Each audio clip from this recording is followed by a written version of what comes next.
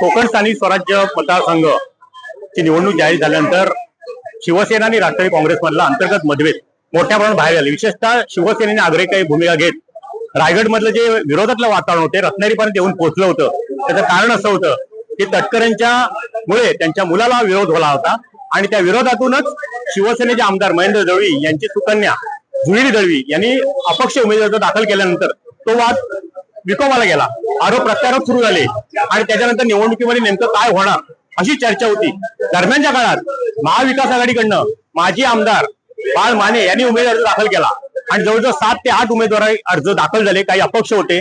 पण एकंदरीतच साऱ्या घटनाक्रम गेल्या 3-4 दिवसातला पाहिला तर प्रदेशाध्यक्ष सुनील तटकरे यांनी आपल्या मुलासाठी म्हणजे अनिकेत तटकरेसाठी जे प्रयत्न केले त्याला भाजपने साथ दिली, शिवसेनेने साथ दिली। इतकंच नव्हे तर उद्धव ठाकरे गटाचे उमेदवार बाळ माने यांनी सुद्धा आज आपला उमेदवार मागे घेऊन अनिकेत तटकरे यांना बिनविरोध जाण्याचा विधान परिषदेमधला मार्ग मोकळा केला। वेळ अशी होती की तटकरेंना विरोध होईल, शिवसेनेची भूमिका काय राहील हे सगळंच असताना सुद्धा एवढा सुरुवातीला रायगड पासून असलेला विरोध अचानकपणे इतका मावळला की त्याची पुनरावृत्ती अनिकेत तटकरे यांच्या बिनविरोध निवडणुकीत झाली। कोकण स्थानिक स्वराज्य मतदारसंघात रत्नागिरी, सिंधुदुर्ग, रायगड 3 जिल्ह्याचा समावेश असतो आणि गेल्या वेळेला अनिकेत तटकरे निवडून आले होते आणि ह्या वेळेला मात्र त्यांची निवडणूक सुरुवातीचा काळ हा खडतर होता पण सुखद मात्र शेवट झाला। याचं कारण असं की आज दस्तूर खुद्द मत्स्योद्योग मंत्री नितेश राणे हे रत्नागिरीत आले, त्यांच्यासोबत बाळ माने होते। काय राजकीय घडामोडी घडतात बघा आणि हे भविष्यातले कशा प्रकारे घडणार आहेत याचे द्योतक आहे असं म्हणावं लागेल।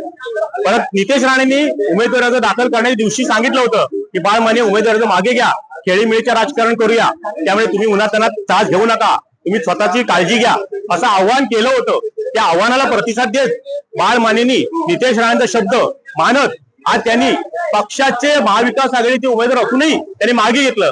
मागे घेताना घोडे बाजार थांबवायला पाहिजे, घोडे बाजार होतोय, माझ्याकडे संख्याबळ नाही अशी त्याने अनेक कारणं दिली। पण शेवटी अनिकेत तटकरे हे आज बिनविरोध निवडून आलेले आहेत, त्यांची दुसरी टर्म आहे।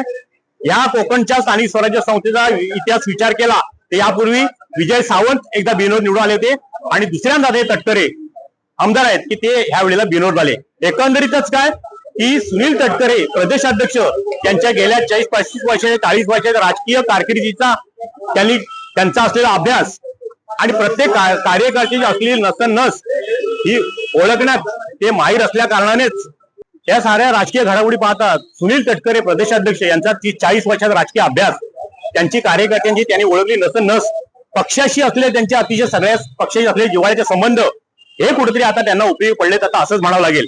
सुरुवातीचा खडतर काळ अनिकेत तटकरेंचा पण शेवट मात्र सुखद झाला, तो सुद्धा अनिकेत तटकरे यांच्या बिनविरोध निवडणुकीने। टाइम डिले करता किशोर मोरे, रत्नागिरी। टाइम्स डिजिटलला लाईक करा, शेअर करा, सबस्क्राईब करा आणि बेल आयकॉन दाबायला विसरू नका।